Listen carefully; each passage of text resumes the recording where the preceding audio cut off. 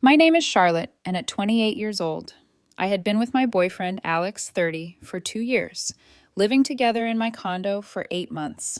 Our relationship had always felt solid, past tense, obviously. Alex's ex girlfriend, Erin, had moved back to town about 6 weeks ago. They had dated for 4 years and broken up 3 years earlier. One evening, while I was making dinner, Alex casually mentioned, "Hey, Erin reached out. She wants to grab coffee and talk. Closure stuff. That okay with you?" I wasn't the jealous type. "Yeah, go ahead," I said. Coffee turned into regular coffee dates. Then Alex was constantly on his phone, face down on the table, taking it to the bathroom, smiling at texts, flipping the screen away whenever I walked by. "You're texting her a lot," I remarked. He shrugged. "She's just going through some stuff and I'm helping her process. It's completely innocent." "Seems like more than closure," I muttered. "Oh my God, seriously? You said you were fine with it. Now you're going to make me feel guilty for being a good person. She needs support right now. Don't turn this into your insecurity problem." He gave me the full speech about trust and maturity. I dropped it, but my gut wouldn't quiet down. That sick, sinking feeling that something was wrong. We were on a shared family phone plan. My plan had added Alex when he moved in because it was cheaper than having two separate plans. Last week, I was going through expenses, trying to trim costs. I logged into the online account to check the bill, and my heart stopped. One number had shown up 247 times in texts. I added up the call duration to that same number, over 12 hours of talk time in one billing cycle. I cross-referenced it with his contact list and our shared iCloud. Aaron, 247 texts and 12 plus hours of calls for closure. I sat there staring at my screen, frozen. Then I screenshot everything, downloaded the PDF bill, and printed the whole thing out. I highlighted every single call and text in yellow marker. I didn't say a word to Alex, just waited, making reservations at his favorite Italian restaurant. He thought it was a sweet date night. We sat down. He was halfway through his pasta, talking about his annoying coworker. I nodded along, waiting for the right moment. "So, I wanted to talk to you about something," I said. "What's up?" I pulled the folded phone bill from my jacket, unfolded it slowly on the table, smoothing it out so he could see all the yellow highlighting. "How much closure do you need? Because 247 text messages and 12 hours of phone calls seems like a lot of closure." Alex's face went completely white, as if someone had drained all the blood from him. "You went through the phone records?" he said, voice tight. "It's my account. I was reviewing the bill," I said calmly. "That's such a violation of my privacy. You basically spied on me." A couple at the next table glanced over. "Answer the question," I pressed. "What kind of closure takes 247 texts?" "It's not what it looks like," he stammered. "I can explain. Make it make sense to me." He cycled through every excuse. Erin was really depressed and needed someone to talk to. They were just friends catching up. I was making a huge deal out of nothing. Most of the texts were just memes and silly stuff. I couldn't believe I didn't trust him. I kept tapping the highlighted numbers. 12 hours of phone calls in 30 days. "Okay, fine. Yes, you talk a lot, but it's innocent. We have history. We're comfortable with each other. You're creating drama because you're insecure." Insecure for noticing my boyfriend is basically in a relationship with his ex? That's ridiculous. "When's the last time we talked on the phone for more than 10 minutes? I asked. He couldn't answer. "When's the last time we sent each other 247 texts in a month?" Silence. I had paid the bill. We drove home in complete silence. He tried to grab my hand. I pulled away. At home, he went straight to the bedroom. I could hear him crying. Part of me wanted to go comfort him.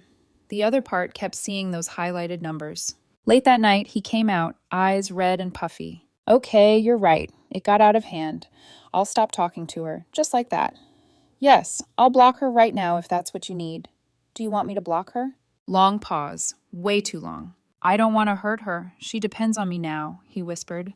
"But if that's what it takes, she depends on you. And what about me, your actual girlfriend? That's not fair." "What's not fair is you carrying on an emotional affair for 6 weeks and making me feel crazy for noticing."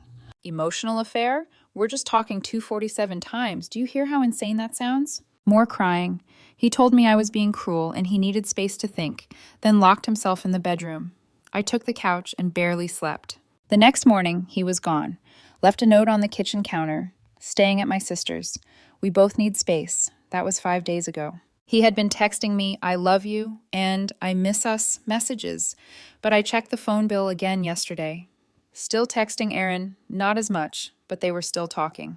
So here I am. He's at his sister's, probably telling Aaron how unreasonable I'm being, and I'm wondering if I just torched a 2-year relationship over nothing, or if my gut has been screaming at me for a reason. Update 1, 10 days later. Things escalated hard. Some of you suggested checking the actual messages to see if I was crazy. Morally gray? Yes, but I needed to know. Alex had given me his laptop password months ago for streaming stuff. The laptop auto-syncs his iMessages. I logged in. The messages with Erin went back 7 weeks, right when she moved back. Week 1, normal catching up. How have you been? What are you up to? Remember when we did that thing? Week 2, getting cozy. Inside jokes from their past relationship. You always knew exactly what to say to me. Heart emojis appearing. Week 3, I miss this. Just talking to you like this. Nobody gets me the way you do. Week 4, late night conversations. You still up? Long talks about their past relationship, what went wrong, what they wish they'd done differently. I think about that a lot. Me too. Week 5, I think about you constantly. That's probably bad, right? No, I think about you too. What do you think about us? What we had? What could have been different? Week 6. I know you're with someone. I respect that, but I can't stop how I feel. I know this is complicated. Do you ever wonder what if all the time, every day? Current week. I need to see you in person. Just us. I want that too. When? Soon. I'll figure it out. I was right. I screenshot everything, every single message, uploaded it to Google Drive, and sent myself the link. A few days later, Alex came back to the condo, wanted to talk. You were right. I got too involved trying to help her, but I'm ready to set real boundaries now. I'll limit how much we talk. Limit, not stop completely. She's in a really vulnerable place. And I'm what? Your boyfriend standing right in front of you. Don't make me choose between you and a friend. He's not your friend. You're emotionally cheating on me. Oh my God, not this again. We're just talking, that's it. I pulled out my phone and started reading directly from the screenshots. I think about you constantly. That's probably bad, right? No, I think about you too. Should I keep going? All color drained from his face. How did you... You read my messages. What do you think about us? What we had? What could have been different? You violated my privacy. What the hell is wrong with you? You're running a full emotional affair and acting like I'm crazy. I didn't do anything with her yet. You're working up to it. She wants to see you in person, and you told her you'd figure it out. He had nothing, just kept screaming about me violating his trust by reading his messages. My trust. That's hilarious.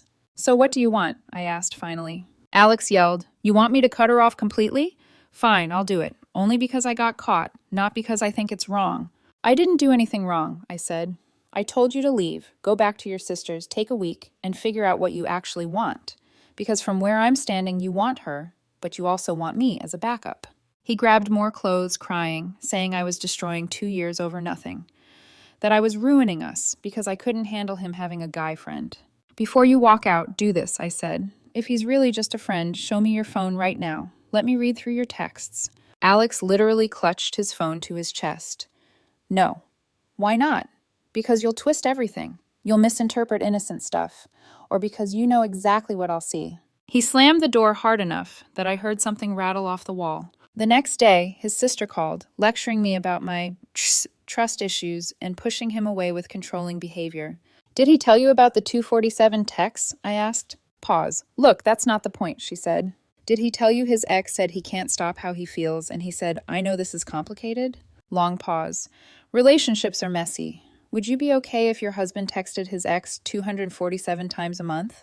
That's completely different, she replied. Ow. She couldn't answer my next questions, call me difficult, and hung up. The next evening, Alex texted, saying he was coming over to talk. I wasn't home. My Ring doorbell sent me a notification. He was at the door. Tried his key. It still worked. I hadn't changed anything yet.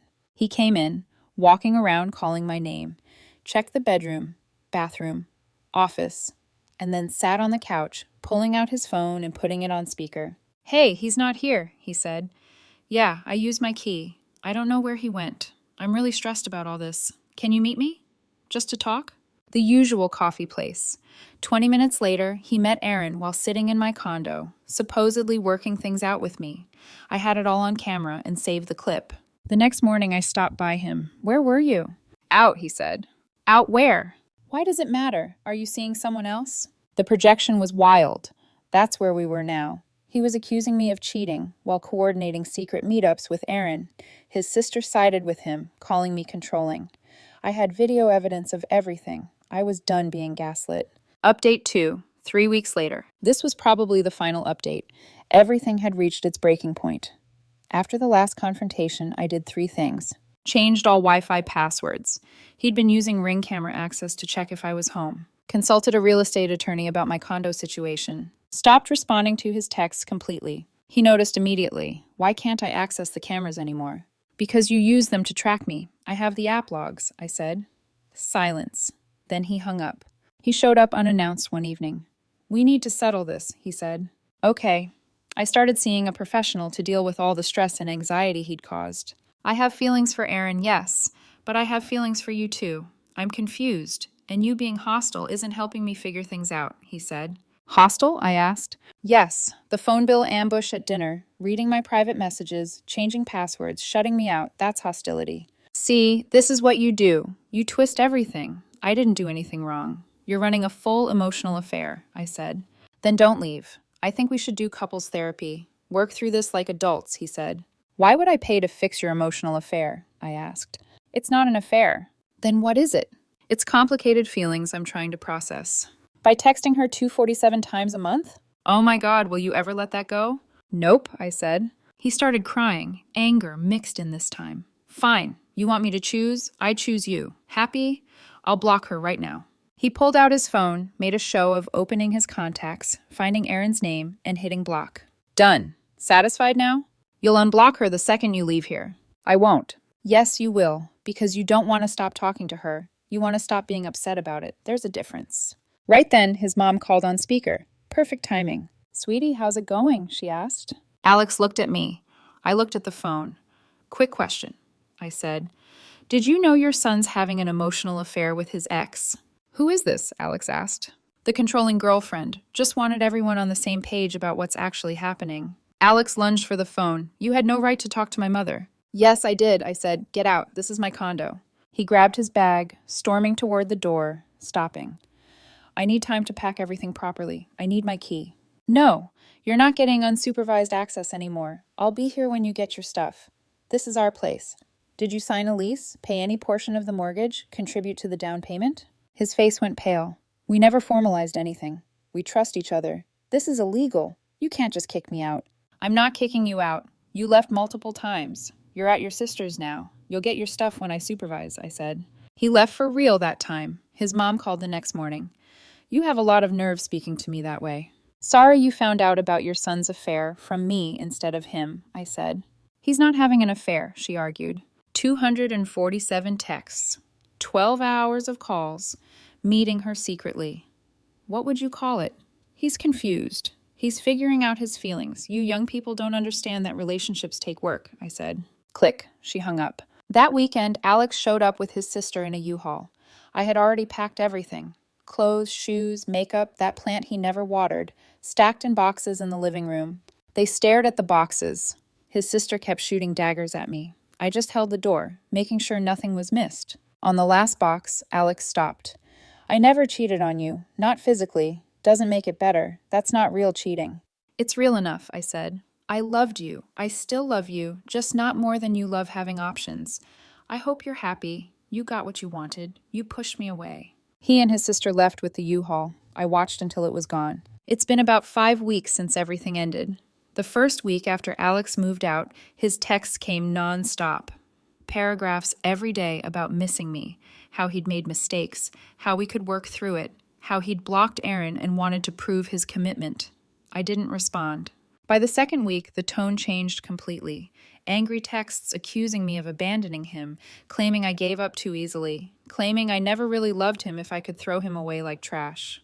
Still nothing from me. By the third week, mutual friends started reaching out, asking what had happened. I kept it simple. Emotional affair. I have proof. We're done. Most of them understood.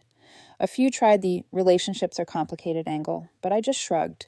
Then his ex sent me a Facebook message. Hey man, no hard feelings on my end. She's going through a rough time and could use support from people who actually care about her. The condescending tone, the little dig, implying he was the one actually there for her now. I blocked him immediately. Not worth responding. Last week, I got one final text from Alex's ex. I'm seeing someone now. Thought you should know. Obviously, I knew who. Didn't need confirmation. He was waiting for some reaction. Jealousy, anger, begging him to reconsider. I texted back, good luck. That was it. 3 more messages. Nothing else needed. Here's the thing. There's no dramatic finale. No cinematic moment where Alex realizes what he lost. No instant karma. He's with Erin now. Maybe it works. Maybe it doesn't. Maybe he eventually realizes emotional affairs are just slow burns toward real heartbreak. Maybe not. Maybe he tells this story forever about his controlling ex, and it won't matter. I got my condo back, changed the locks, repainted the bedroom, replaced the furniture he picked out, not out of anger, but because it needed to feel like mine again. I threw myself into work, started going to a boxing gym nearby.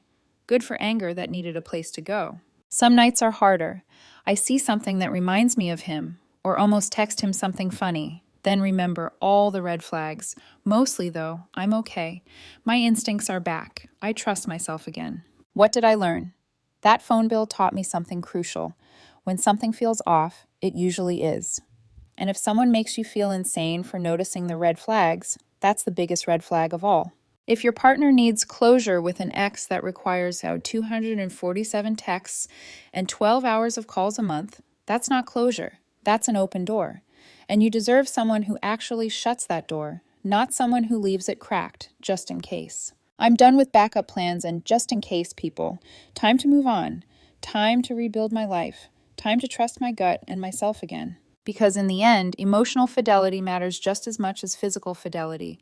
And I know now I won't settle for less.